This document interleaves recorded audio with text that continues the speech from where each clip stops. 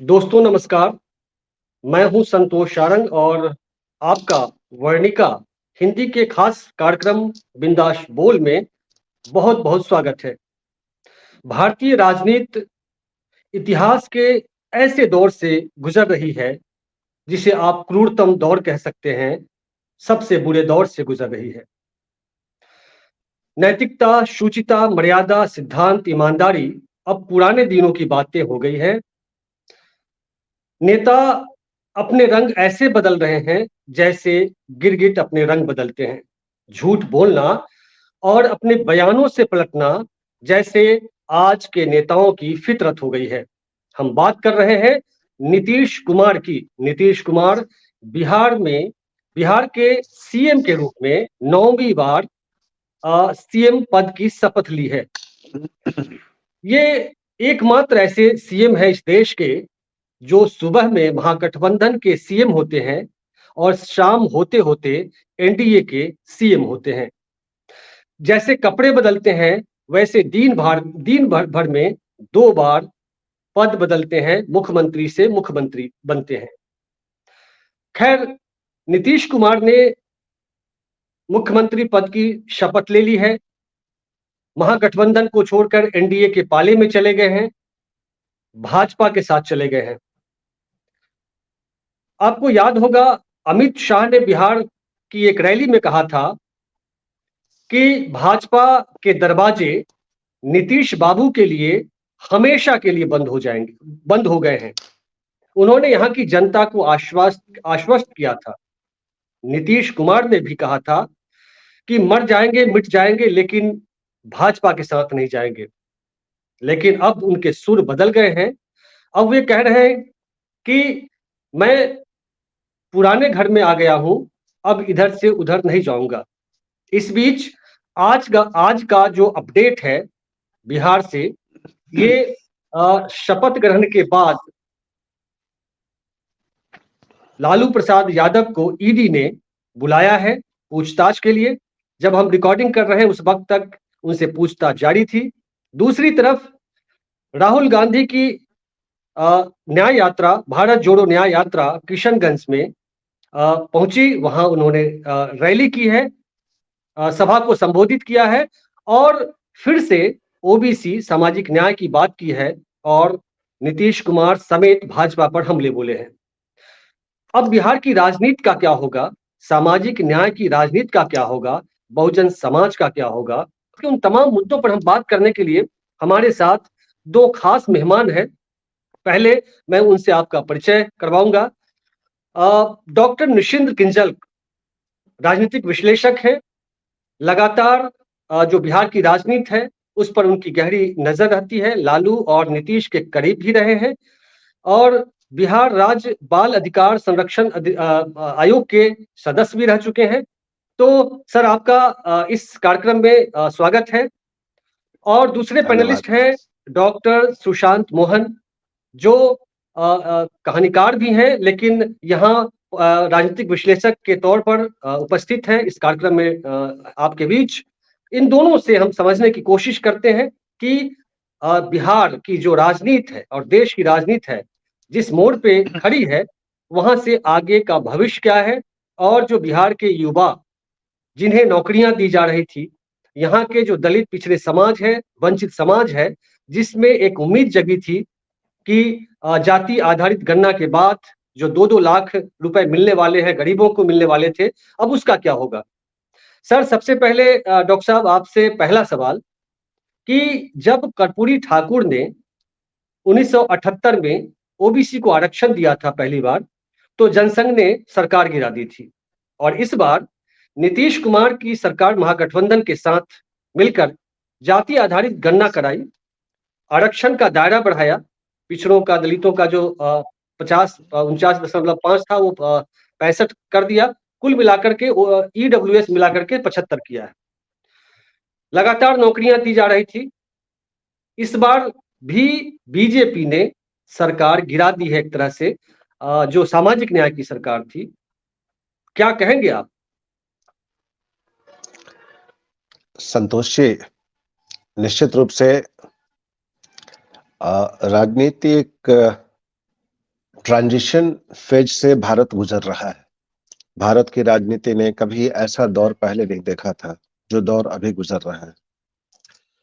क्योंकि जैसे आपने शुरुआत की और शुरुआत में ही कहा है कि जिस प्रकार से लोगों के वक्तव्य बदलते हैं, चोला बदलता है, गठबंधन के पार्टनर्स बदलते हैं, ये आश्चर्यजनक है। इसमें कहीं दो राय नहीं है। लेकिन पहले कुछ चीजों को सामने स्पष्ट समझना चाहिए, क्योंकि उसके बिना हम लोग एक तरफा हो जाएंगे बात करने में। पहली चीज, जैसे अभी नीतीश कुमार जी कल 9वीं बार मुख्यमंत्री की शपथ उन्होंने ली है। एक चीज आमतौर पर देखा जाएगा कि पूरा सोशल मीडिया भरा पड़ा है, पलटू राम पलटू राम पलटू राम, ऐसी चीजें चल रही है। यहाँ मैं कुछ समझ में नहीं आता कि ये शब्द कहाँ से आया और कैसे इसे नीतीश जी पर चस्पा कर दिया गया। और आज मैं कुछ लोगों के और मैं बयान देख रहा था, जैसे एक प्रशांत किशोर है, उनकी अमर्यादित भाषा दिख रही थी आज तक चैनल को इंटरव्यू देते हुए, और भी लोगों का हमने देखा। ठीक है, राजनीति में विरोध होता है, अपने अपने विचार होते हैं, लेकिन सभ्य और शिक्षित समाज निश्चित रूप से अपेक्षा करता है कि हम अपनी भाषा और आचरण दोनों को मर्यादित रखें। चलिए शुरू करता हूं नीतीश कुमार जी से। नीतीश कुमार करीबन 2 दशक से बिहार की राजनीति के धुरी बने हुए हैं और बिहार के मुख्यमंत्री हैं। इस बात को तो आप भी मानेंगे कि मुख्यमंत्री का पद किसी को भी न तो भीख में मिलता है और न दान में मिलता है, और न कोई दया करके देता है। यदि वो 9 बार मुख्यमंत्री बने हैं तो कहीं ना कहीं उनके अंदर में वो कूटनीतिक कौशल है जिसके सामने आज कभी लालू प्रसाद नतमस्तक हो जाते हैं, और आज पूरा भारत जिनके सामने नतमस्तक है, नरेंद्र मोदी और अमित शाह, आज कहीं ना कहीं उनको जरूरत लगी कि नीतीश कुमार जी के साथ हाथ मिलाना चाहिए, तो आज उन्होंने भी हाथ मिला लिया। तो यदि आप ध्यान से देखिएगा, विधानसभा की बनावट देखेंगे, तो आप पाएंगे कि विधानसभा में जो मुख्यमंत्री का जो आसन है, जो देखते हैं जो बेंच है, 9वीं बार मुख्यमंत्री बने हैं, लेकिन नीतीश कुमार का आसन नहीं बदलता। आसन बदलता है नेता प्रतिपक्ष का। जिस नेता प्रतिपक्ष पर कभी भारतीय जनता पार्टी बैठती थी, आज वहां राष्ट्रीय जनता दल के लोग बैठेंगे। फिर कभी ये बैठते थे, कभी वो बैठते। नीतीश कुमार जी जहां बैठे थे वही बैठे, ये ध्यान दीजिएगा जी। कहना मैं ये चाहता हूं, 2020 का विधानसभा चुनाव हुआ था। जनता दल यूनाइटेड और भारतीय जनता पार्टी ने साथ मिलकर चुनाव लड़ा था। नीतीश कुमार को, उनकी पार्टी को सीटें कम आई थी, उनको 28 सीटों का नुकसान हुआ था और 43 सीट पर जीते थे। 28 सीट पिछली बार से कम हुआ, जिसमें कहा जाता है कि भारतीय जनता पार्टी ने चिराग पासवान को आगे करके इनको बहुत नुकसान पहुंचाया था। और भारतीय जनता पार्टी को 21 सीटों का लाभ हुआ था 2020 के चुनाव में। आरजेडी 75 सीटों पर जीती थी, 5 सीटों का नुकसान था। यदि पूरे गणित की बात करें तो 2020 में भारतीय जनता पार्टी और जनता दल यूनाइटेड गठबंधन को बहुमत मिला था, आरजेडी के गठबंधन को बहुमत नहीं मिला था। तो ये बात तो स्पष्ट है कि तेजस्वी यादव या फिर आरजेडी को सत्ता में रहने के लिए बिहार की जनता ने नहीं चुना था। फिर भी राष्ट्रीय जनता दल पिछले 17 महीनों से सरकार में थी। तेजस्वी यादव डिप्टी सीएम थे। जनता ने जनादेश इन्हें डिप्टी सीएम बनने के लिए नहीं दिया था। फिर भी गठबंधन होता है, गठबंधन होता है, बहुमत में आते हैं, तो उस हिसाब से सरकारें बनती बदलती रहती हैं। तो यहां पर यह भी प्रश्न उठता है कि जैसे 2020 में राष्ट्रीय जनता दल को जनता ने बहुमत नहीं दिया और फिर भी तेजस्वी यादव 17 महीनों तक उप मुख्यमंत्री बने रहे, राष्ट्रीय जनता दल सरकार में शामिल रही, क्या यह अवसरवाद नहीं था? तो मैं कहना यह चाहता हूं कि आज के तारीख में अवसरवादिता संभवतः राजनीति का पर्याय बन चुकी है। जो लालू यादव जी कभी लोकसभा में अक्सर आप देखेंगे जिसमें लोकसभा में वो कह रहे हैं कि नीतीश जी के पेट में दांत है, लोकसभा में उनका वक्तव्य ऑन रिकॉर्ड है। वो लालू जी नीतीश जी से कैसे गठबंधन कर लेते हैं? नीतीश जी स्वयं का कई बार बोल चुके हैं कि मैं मर जाना पसंद है, मैं बीजेपी के साथ नहीं जाऊंगा। एक बार इन्होंने कहा कि मैं संघ मुक्त भारत बनाऊंगा, फिर इनके गठबंधन बीजेपी से भी हो जाता है। नरेंद्र मोदी का वो मुझे वक्तव्य याद आता है जब इन्होंने कहा था कि वो चंदन विष व्यापत नहीं, भुजंग लपेट भुजंग कुमार और क्या क्या कह के इन्होंने 14 के आसपास में उन्होंने तो नीतीश एनडीए कुमार पर जी के लिए कहा। डीएनए पर ही सवाल खड़ा कर दिया यस, था उन्होंने। यस। तो मैं ये कहना चाह रहा हूं कि आज के तारीख में शुचिता की बात करने का कोई मतलब नहीं बनता। शुचिता, सिद्धांत, कमिटमेंट, मुझे लगता है आज हिंदुस्तान उस दौर से आगे बढ़ चुका है। रही बात, एक चीज मैं जरूर कहना चाहता हूं, यदि समाज चाहता था, निश्चित रूप से नरेंद्र मोदी आरएसएस को रिप्रेजेंट करते हैं। इस देश में आज के तारीख में एकमात्र संस्था है और एकमात्र पॉलिटिकल आउटफिट है जो अपने उद्देश्य से नहीं डोल रही है, वह है राष्ट्रीय स्वयंसेवक संघ। उनको मालूम है क्या करना है और उसके लिए उनको जो जरूरी पड़ रहा है वो कर रहे हैं।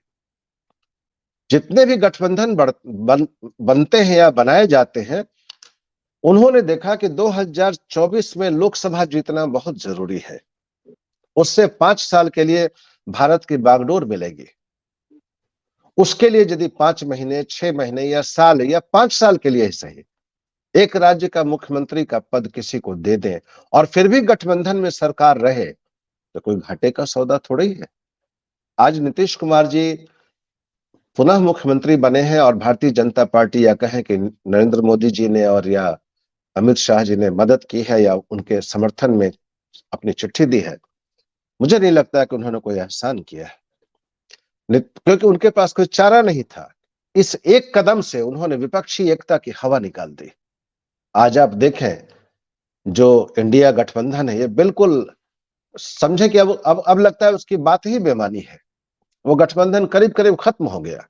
पहले भी मुझे शंका थी कि क्या वजह है कि ये गठबंधन आकार नहीं ले पा रहा। चुनाव मुश्किल से 2 से 3 महीने दूर है और इंडिया गठबंधन की हालत इतनी खराब थी कि आप संयोजक नहीं चुन पा रहे थे, कोई एक ठोस योजना नहीं बन पा रही थी। तो प्रश्न उठता था कि कहीं ऐसा तो नहीं है कि, आपको याद होगा संतोष जी, लास्ट टाइम पिछली बार जब हम लोग बैठे थे तो हमने इस बात की चर्चा की थी कि इंडिया गठबंधन में कई ऐसे घटक थे जिन पर विश्वास नहीं होता था, जिसमें हमने नीतीश कुमार जी की भी बात की थी कि कब ये लोग सीधे या परोक्ष रूप से भारतीय जनता पार्टी के साथ मिले हुए हैं कि नहीं, इस पर कुछ कमेंट करना बड़ा मुश्किल था और आज परिणाम सामने है। रही बात राहुल गांधी जी की, एक बात आप सोच कर देखिए, यदि विपक्ष चाहता है कि केंद्र में नरेंद्र मोदी हटें, अमित शाह हटें, भारतीय जनता पार्टी की सरकार हटे और वहां कोई दूसरी सरकार आए, तो कोई ऐसा तो नहीं है कि आप विद्यालय की पंजी से नाम काट देंगे और प्रधानमंत्री अपने पद से हट जाएंगे। उसका विकल्प राजनीतिक तौर पर निकालना पड़ेगा। चुनाव के माध्यम से सीटें अधिक जीतनी होंगी ताकि संसद में आपकी सीटें ज्यादा हों और तब आप अपनी सरकार का दावा पेश कर सकते हैं। अब ये बताइए, अभी से 3 या 4 महीने बाद चुनाव है। अभी एक एक सीट पर मंथन होना चाहिए था, दिल्ली में बैठकर या जहां भी बैठे विपक्ष का। एक एक सीट महत्वपूर्ण है, वहां मंथन होना चाहिए था विपक्ष की तरफ से। ये कौन करेगा? इस पे और क्योंकि हम जो जी जी जी एक सेकंड, मैं बात फिर बस हम लौट खत्म करना चाह रहा अच्छा हूं। जी हाँ, जी जी तो कंप्लीट मैं करिए। खत्म करना चाह रहा हूं कि ये कौन करेगा। तो कहीं ना कहीं आज के तारीख में पूरा जो एक नैरेटिव बन पड़ा है, यहां लगता है कि कोई मजबूत विपक्ष की कोई योजना नहीं है और न ही किसी के पास ये संकल्प है कि नरेंद्र मोदी या जो वर्तमान भाजपा है इसका अल्टरनेटिव देने की इच्छा शक्ति का घोर अभाव विपक्ष में दिख रहा है। और दूसरी चीज कि आज सिद्धांत, शुचिता और पुराने बयानों की कोई अहमियत नहीं रह गई है। ओवर। बहुत बहुत धन्यवाद। ये डॉक्टर सुशांत जी से बात आपके लिए सवाल है ये कि जो सामाजिक न्याय की राजनीति मंडल आंदोलन के बाद जो एक उभार आया बहुजन राजनीति की में जो उभार आया वो बिखरता हुआ सा दिख रहा है। और जो कमंडल की राजनीति है पूरी तरह पूरे देश में राजनीति पर हावी होती चली गई। मंदिर का मुद्दा सामने ला करके बहुजन समाज के लोग, जो दलित पिछड़े समाज के लोग हैं, जो लोकतंत्र के पक्षधर हैं, संविधान के जो पक्षधर हैं, वे लोग अपने को हारता हुआ महसूस कर रहे हैं वे लोग।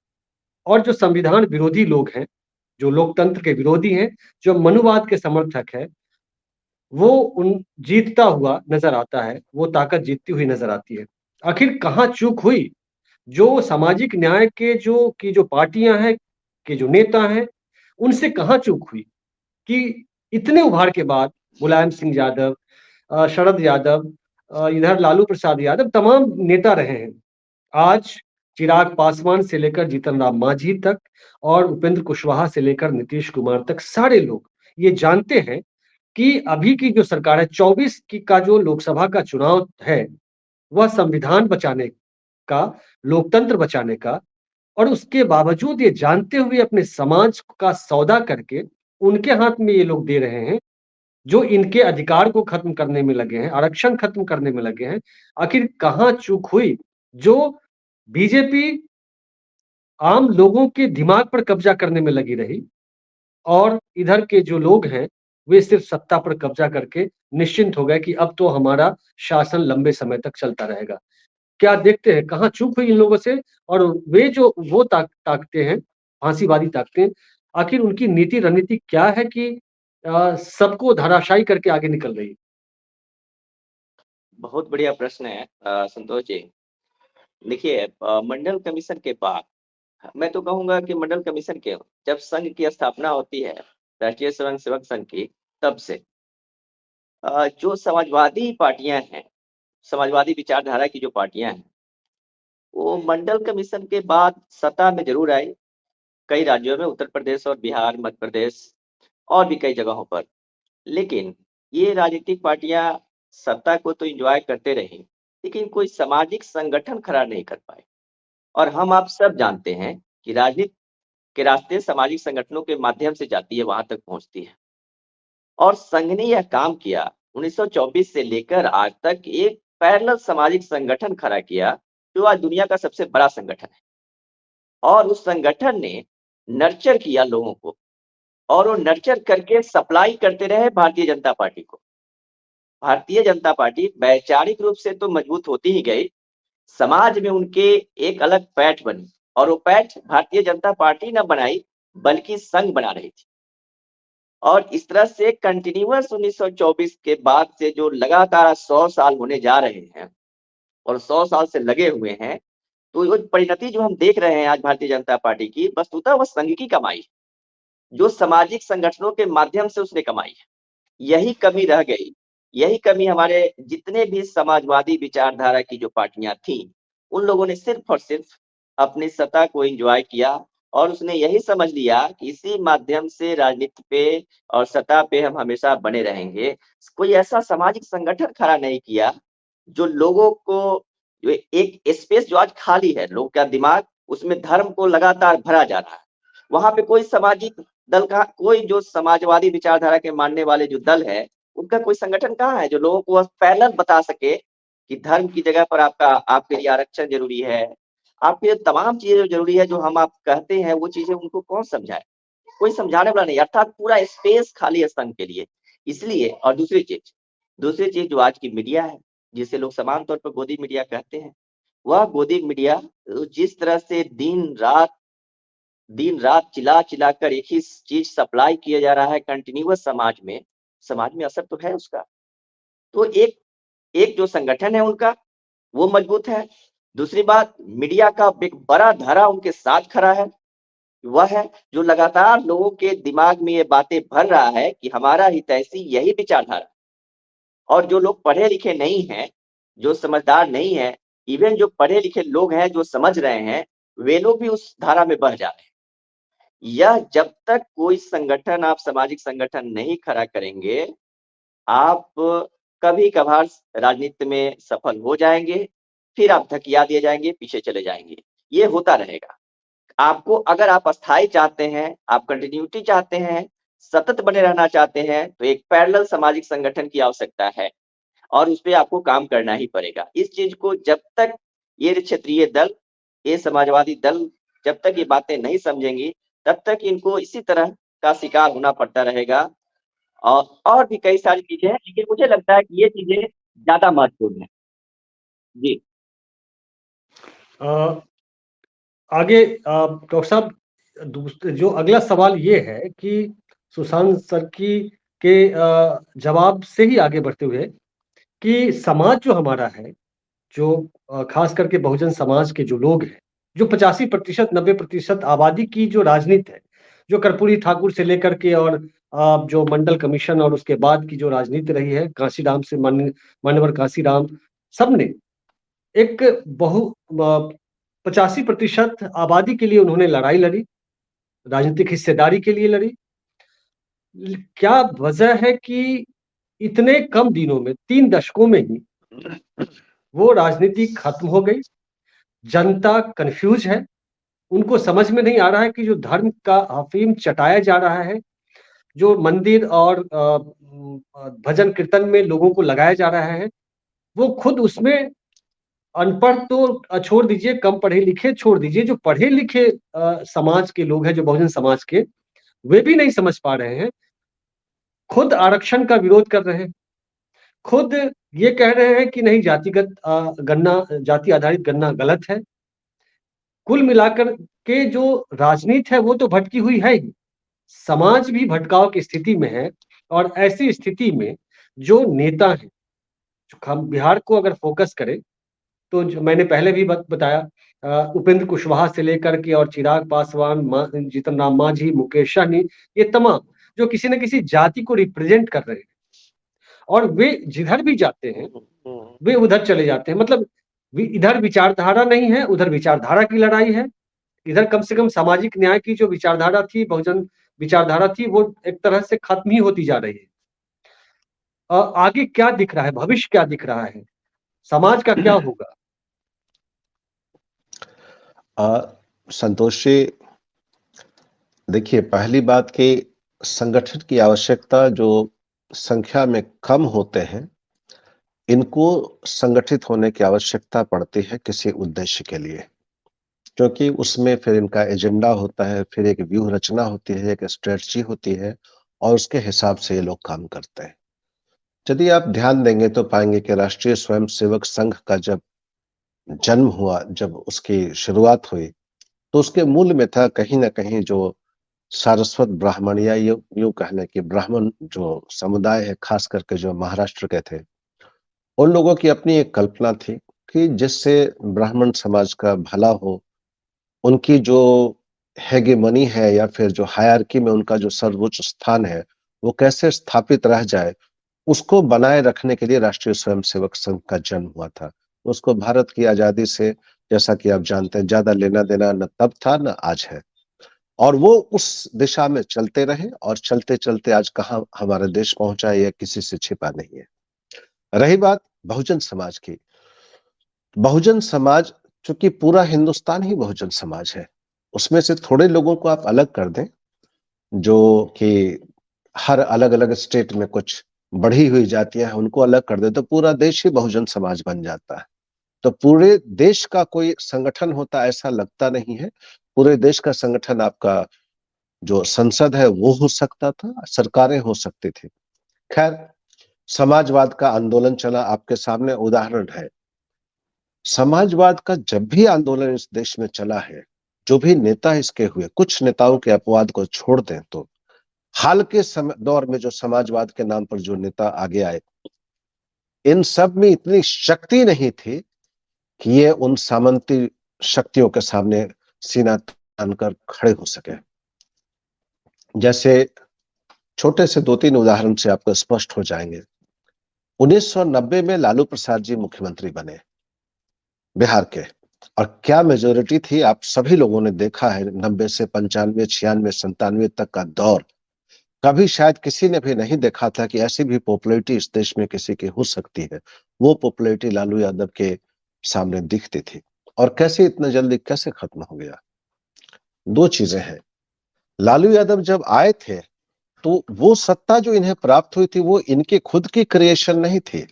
समाजवादी आंदोलन जो लोहिया जी के माध्यम से चला, कर्पूरी ठाकुर जी के माध्यम से चला, और उस समय उसमें विश्वनाथ प्रताप सिंह का भी हाथ लगा, चरण सिंह थे, देवीलाल थे, इन लोगों के कारण जो समाजवादी आंदोलन आगे आया, उस आंदोलन की परिणति हुई कि बिहार में गैर कांग्रेसी एक सरकार बनी और उस सरकार के मुखिया के पद पर लालू प्रसाद जी को बिठा दिया गया। वो लालू जी का क्रिएशन नहीं था। लेकिन फिर आपने देखा जैसे ही बैठे, कुछ साल तो लगा कि हाँ ठीक ठाक चल रहा है, लेकिन बाद में जो उनका जो गिरने का एक सिलसिला शुरू हुआ जो आज तक जारी है। मैंने पहले भी कहा है कि जो पिछड़ी जातियों से या कमजोर वर्गों से जो नेता निकलते हैं, अक्सर इनके अंदर में राजनीतिक चेतना बहुत गहरी नहीं होती है, या इनको समझा दिया जाता है कि राजनीति पेट पालने का जरिया है, एक पेशे के रूप में ये चुनते हैं। राजनीति को, ये समाज को बदलने का कोई स्ट्रॉन्ग जरिया के रूप में नहीं लेते हैं। और ये एक बड़ा कारण है कि ये सब के सब कहीं ना कहीं जाके असफल होते हैं। मैं एक टिप्पणी के साथ अपनी बात खत्म करना चाहूंगा। राम मनोहर लोहिया जी ने कहा था, दो बातें कही थी। पहली बात उन्होंने कहा था कि जो पिछड़ों में जो बढ़ी हुई जातियां हैं, जाट, गुर्जर, अहीर, यादव, उन्होंने कहा था कि ये सब जो सामंतवादी शक्तियां हैं उन्हें गालियां देंगी या उनका विरोध करेंगी, और बाकी कमजोर जातियों को या कमजोर वर्गों को अपने पक्ष में करेंगे। लेकिन जब इन्हें सत्ता मिलेगी तो ये फिर वही करेंगे, जिनके खिलाफ संघर्ष करके आएंगे फिर ये भी वही करेंगे, जनेऊ धारण करेंगे। ये भी जब वहां आएंगे तो ये भी अष्टजाम करेंगे, लखोरी पूजा करेंगे और दिखलाना चाहेंगे। 250-250 ग्राम का जो सिकड़ी पहन कर और ब्रेसलेट पहन के घूमेंगे और दिखलाना चाहेंगे कि हम भी अपनी शादी में क्या ऐश्वर्य और कैसा हम अपने आप को डिस्प्ले कर सकते हैं, एक चीज तो वो दिखता है। और सेकंड, लोहिया जी ने कहा था कि जब कमजोर वर्ग के लोग जब शासन में आएंगे समाजवादी आंदोलन के माध्यम से, बड़े लोग लाखों करोड़ों का घोटाला करेंगे, उन पर कोई आरोप नहीं लगेगा, कुछ सिद्ध नहीं होगा। ये छोटे लोग जब सत्ता में आएंगे, अठन्नी चवन्नी चोरी के आरोप में जेल जाएंगे। बाकी उदाहरण अपने चारों तरफ देख लीजिए। आज मायावती जी क्यों चुप बैठी हैं? काशीराम जी की जो थाती है उन्हीं के हाथ में है। क्या आज कहीं से आपको दिखता है कि वो इस भारतीय जनता पार्टी के विरोध में चू शब्द भी बोलने को तैयार है? अखिलेश भी भले ऊपर से कह दें कि हम विपक्षी एकता में ऐसे हैं वैसे हैं, क्या आपको लगता है कि वो गंभीर है? तो जितने भी लोग धीरे धीरे करके आ रहे, मैं साउथ इंडिया के नहीं बात करता क्योंकि वहां कुछ मामला डिफरेंट है, वो फिर हम लोग उस मुद्दे पर आएंगे तो बात करेंगे।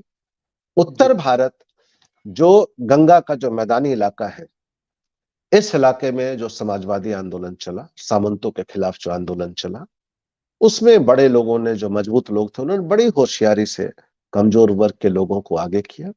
और जब देखा कोई मजबूत आदमी आ गया तो उसको हटाने के लिए दूसरे को सामने बढ़ाया। कर्पूरी ठाकुर जब आरक्षण लेकर आए 1978 में, तुरंत फुरत में व्यवस्था की गई और रामसुंदर दास जी को लाके कर्पूरी ठाकुर को गिराया गया। लालू प्रसाद जब मजबूत होकर जब आगे चलने लगे, तो मैं ये नहीं कहना चाहता कि पशुपालन घोटाला में क्या हुआ नहीं हुआ, लेकिन लालू जी जेल गए, सजा मिली, ये सबने देखा है। और एक समय था 2005 के पहले विधानसभा चुनाव में इन लोगों ने पहले रामविलास जी पर दांव खेला, रामविलास पासवान जी पर दांव खेला तो लालू जी की सत्ता चली गई और बिहार में राष्ट्रपति शासन लगा। फिर इन लोगों ने उस चीज को छोड़ा, महसूस किया कि रामविलास जी से काम नहीं चलेगा।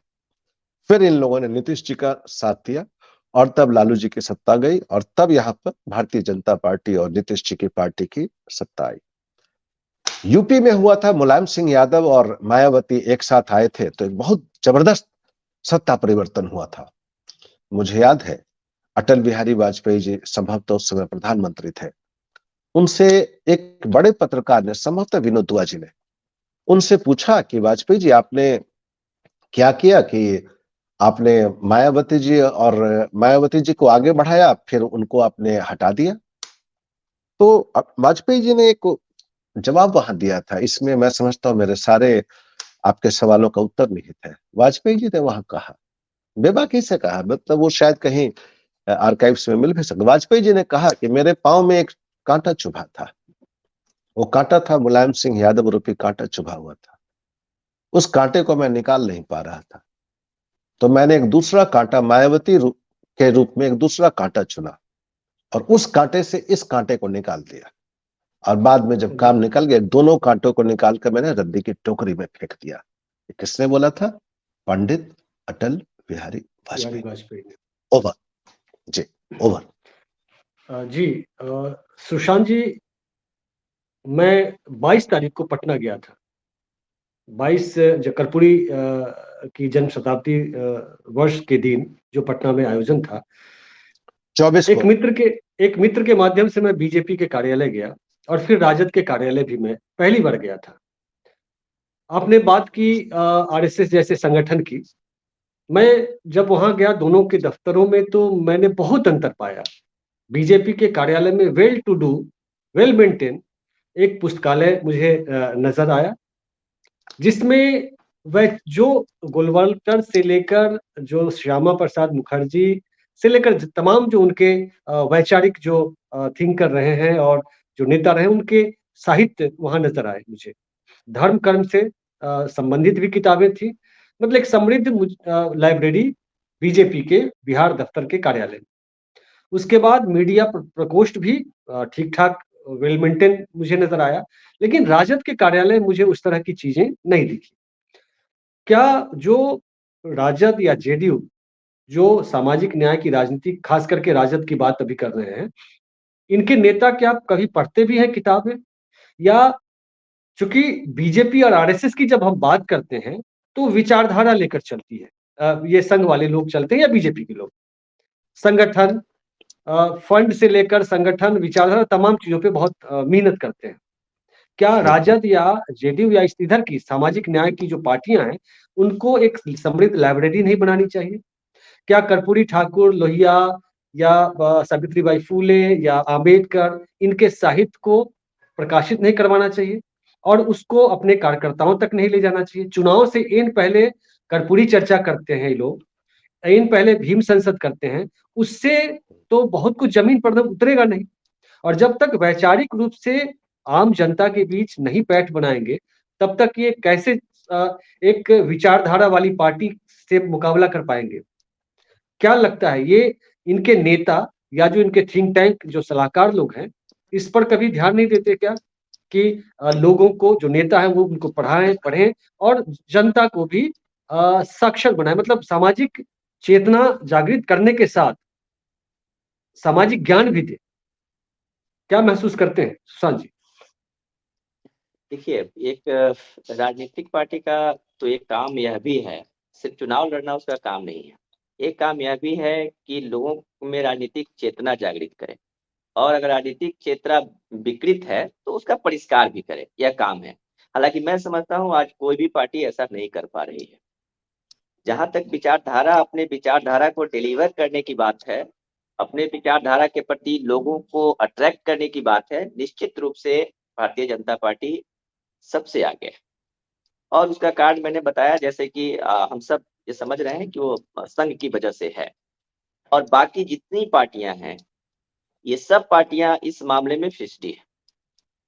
विशेष करके अगर क्षेत्रीय पार्टियों की बात करें तो उनके यहाँ किसी भी प्रकार के लिटरेचर को डेवलप करके और अपने लोगों में वितरित करना, उनको समझाना, उनमें जन जागृति फैलाना और या उनको प्रशिक्षित करना, शिक्षित करना, ये सब काम वो सेकेंड दर्जे का समझते हैं।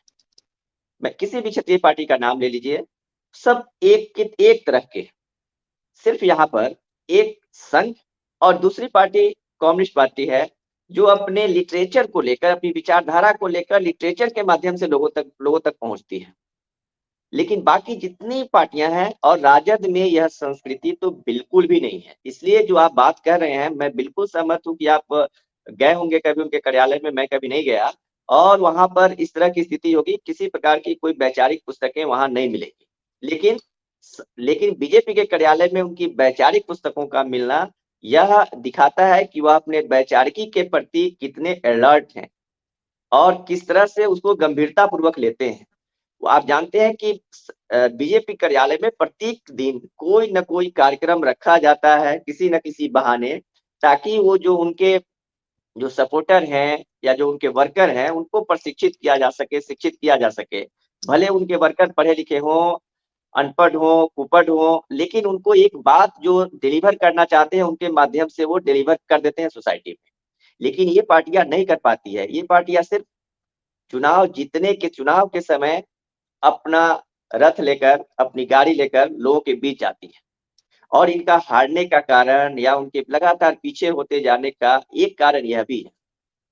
वह और दूसरी चीज कि जितने भी लोग आ रहे हैं, मुझे ये कहते हुए तनिक भी आपत्ति नहीं है। डॉक्टर साहब ने भी कहा कि एक दिल्ली यूनिवर्सिटी के प्रोफेसर हैं जो बार-बार ये कहते हैं कि अधिकांश जो बहुजन समाज का जो नेता है, वो पेट पोसुआ है।